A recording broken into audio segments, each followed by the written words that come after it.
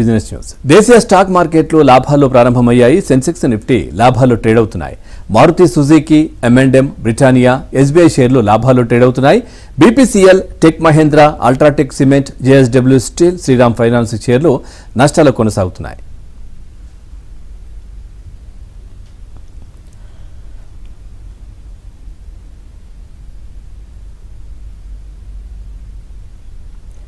ఈ రోజు స్టాక్ మార్కెట్లపై తమ విశ్లేషణ అందించేందుకు ప్రముఖ బిజినెస్ అనలిస్ట్ మాధవిరెడ్డి గారు ఉన్నారు. నమస్తే అండి మాధవి గారు. నమస్తే అండి మాధవిరెడ్డి గారు, ఈ రోజు మార్కెట్లు లాభాలు ట్రేడ్ అవుతున్నాయి. సో ఓవరాల్ గా ఈ రోజు మార్కెట్ సంబంధించి మీ విశ్లేషణ ఏంటి? సో మనకి ఈ పాజిటివిటీ అనేది గ్లోబల్ మార్కెట్స్ అండి. US markets almost all time హైలో అక్కడ కూడా అలానే ట్రేడ్ అవుతున్నాయండి. లాస్ట్ 5 సెషన్స్ నుంచి కంప్లీట్ గా యుఎస్ మార్కెట్స్ అన్ని కూడా పాజిటివ్ గా ట్రేడ్ అవుతున్నాయి. సో అలానే ఏషియన్ మార్కెట్స్ కూడా పాజిటివ్ గా ట్రేడ్ అవుతున్నాయి. సో అందుకని మన ఇండియన్ మార్కెట్స్ కూడా ఇప్పుడు కొంచెం అంటే మరి హైలో కాకుండా like it is showing positive అండి. సో రైట్ నౌ 24,370 పాయింట్స్ దగ్గర మనకి నిఫ్టీ ట్రేడ్ అవుతుంది. ఆల్మోస్ట్ 51 పాయింట్స్ హై ఉంది. బట్ మన ఆల్ టైమ్ హై చూసుకున్నట్లయితే మనకి 24,401 వరకు మనకి ఆల్ టైమ్ హై అనేది కనిపిస్తుంది. అలానే సెన్సెక్స్ 80,171 అంటే 210 పాయింట్స్ అప్ లో మనకి ట్రేడ్ అవుతూ ఉంటే all time high 80,392. So we're very much near by all time హైకి అయితే మనం చాలా దగ్గరలో ట్రేడ్ అవుతుందండి మార్కెట్స్. ఓకే, ఈ రోజు రిజల్ట్స్ గురించి చెప్పండి మాధవిరెడ్డి గారు, ఎందుకంటే కార్పొరేట్ రిజల్ట్స్ ఉన్నాయి కాబట్టి ఏ విధంగా ఉండబోతోంది?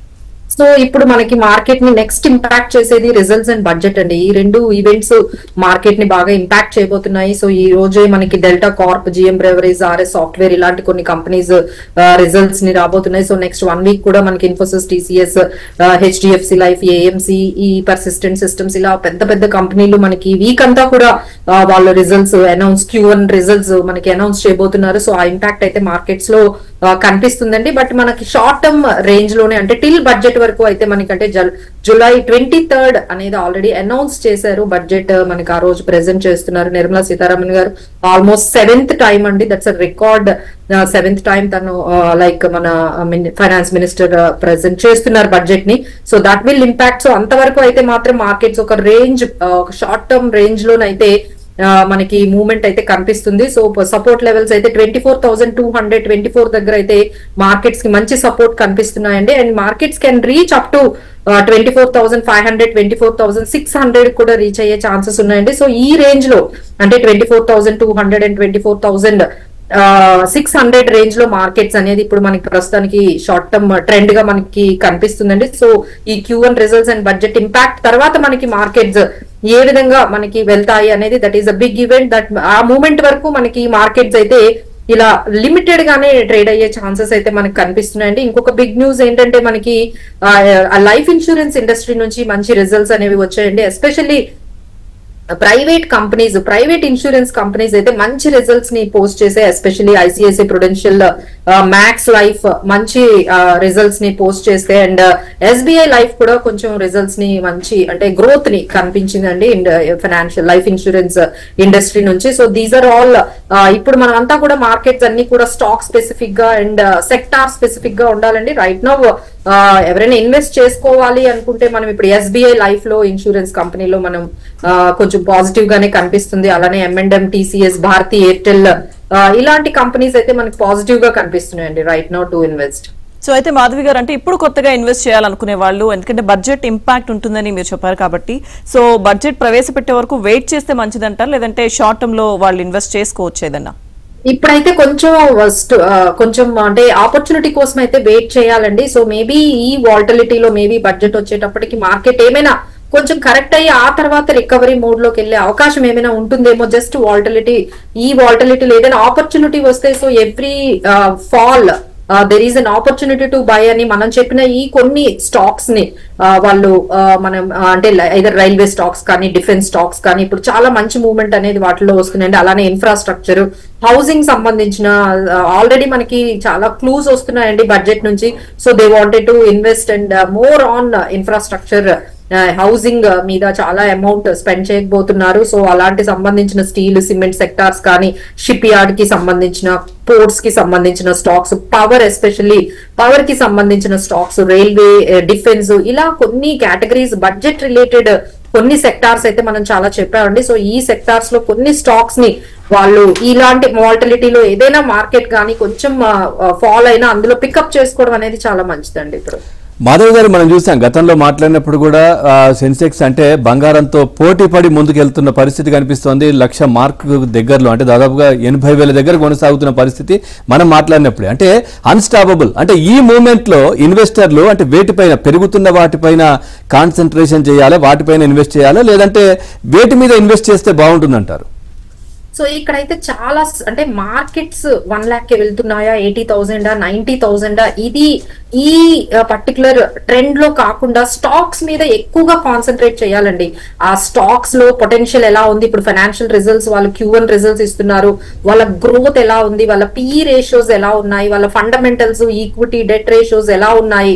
సో కంప్లీట్ గా స్టాక్ స్పెసిఫిక్ గా అయిపోవాలండి. ఇన్వెస్టర్స్ అందరూ కూడా ఇక్కడ నుంచి చాలా జాగ్రత్తగా వాళ్ళ సెలెక్షన్ ఆఫ్ ది స్టాక్స్ మీదే వాళ్ళ వెల్త్ క్రియేషన్ అనేది ఆధారపడుతూ ఉంటుందండి. ఎందుకంటే బుల్ రన్ లో అన్ని స్టాక్స్ కూడా ఒకేసారి మూవ్మెంట్ పెరుగుతాయండి. బట్ ఒకసారి కరెక్షన్ రాగానే ఏవైతే వాల్యూ లేని స్టాక్స్ ఉన్నాయో అవన్నీ కూడా మనకి స్పెక్యులేటివ్ స్టాక్స్ ఉన్నాయి, అవి కరెక్ట్ అయిపోతూ ఉంటాయి. సో ఇంత మాకు కష్టం అండి, అంటే ఇంత స్పెసిఫిక్ గా ఈ స్టాక్ సెలెక్షన్ మనకు చాలా కష్టం ఉంది అనుకుంటే you can go with so many good mutual fund thematic funds ఉన్నాయండి, తర్వాత ఫ్లెక్సీ క్యాప్ ఫండ్స్ ఉన్నాయి, మల్టీ క్యాప్ ఫండ్స్ ఉన్నాయి. So these are all the very good bets అండి for the normal common investors కి అయితే మేము చెప్పేది ఏంటంటే ఈ ఫ్లెక్సీ క్యాప్ కానీ, మల్టీ క్యాప్ ఫండ్స్ కానీ, లేకపోతే థెమటిక్ ఫండ్స్ ఇలాంటి వాటిలో మీరు ఇన్వెస్ట్ చేయండి. ఎందుకంటే మీరు ఇంత పర్టికులర్ గా ఆ స్టాక్ ని సెలెక్ట్ చేయడము, మళ్ళీ ఆ మూమెంట్ లో ఎప్పుడు ఎగ్జిట్ అవ్వాలి, ఎప్పుడు ఎంట్రీ తీసుకోవాలనే నిజమే మీరు చెప్పినట్టుగా చాలా టఫ్ అండి ఒక నార్మల్ ఇన్వెస్టర్స్. ఎందుకంటే ఇప్పుడు ఆల్రెడీ చాలా వరకు పెరిగి ఉన్నాయి స్టాక్స్ అన్ని కూడా.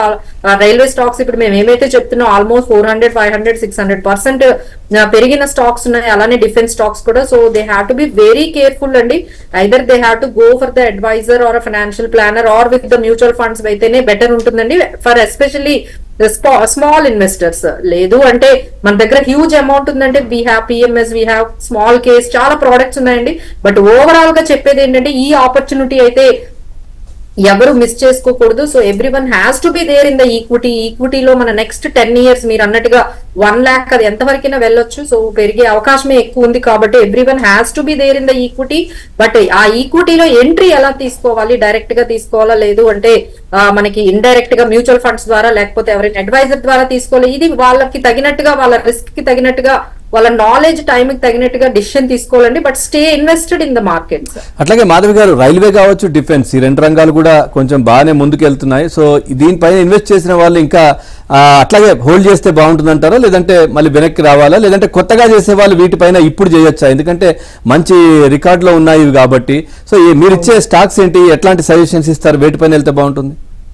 సో డెఫినెట్ గా నిన్న కూడా మాకు కొంతమంది కాల్ చేశారండి ఇన్వెస్టర్స్, లైక్ మేడం మీరు రైల్వే స్టాక్స్ తీసుకోమన్నారు, మేము అప్పుడు తీసుకున్నాము 1 year 6 months బ్యాక్, ఇప్పుడు చాలా వరకు పెరిగే ప్రాఫిట్ బుక్ చేసుకోవాలంటే మేము అందరం చెప్పేది ఏంటంటే ఈ బడ్జెట్ ఈవెంట్ వరకు కొంచెం హోల్డ్ చేసిన తర్వాత ఒకసారి చూడండి. తర్వాత ఏదైనా ఆపర్చునిటీ వస్తే కొన్ని పికప్ చేసుకోవడానికి చూడండి, కానీ అప్పుడే ప్రాఫిట్ బుక్ చేసుకోకండి. Just hold the stocks. మీరు కానీ మంచి స్టాక్స్ RVNL కానీ, IRCTC కానీ, లేకపోతే IRFC కానీ ఇలాంటి స్టాక్స్ అన్ని మీరు హోల్డ్ చేసుకుంటే అలానే వాటికి ఇంకా కొంచెం వాల్యూ ఉందండి. ఇంకా there is some value in the stocks. So hold it for some time. ఏదైనా ఆపర్చునిటీ వస్తే ఇంకొన్ని స్టాక్స్ ని ఆ పర్టికులర్ కేటగిరీలో యాడ్ చేసుకోమని చెప్తున్నాం అండి. సో ఎవరైనా కొత్తగా యాడ్ చేసుకోవాలి అంటే మేము చెప్పినట్టుగా మార్కెట్ లో అయితే ఇండెక్స్ కూడా వచ్చేసిందండి. డిఫెన్స్ ఇండెక్స్ ఫండ్ కూడా మార్కెట్ లో మోతీలాల్ ఓస్వాల్ ఇంట్రడ్యూస్ చేశారు. సో అలాంటి చాలా ఆపర్చునిటీస్ మార్కెట్ లో ఉన్నాయండి. డైరెక్ట్ గా మీరు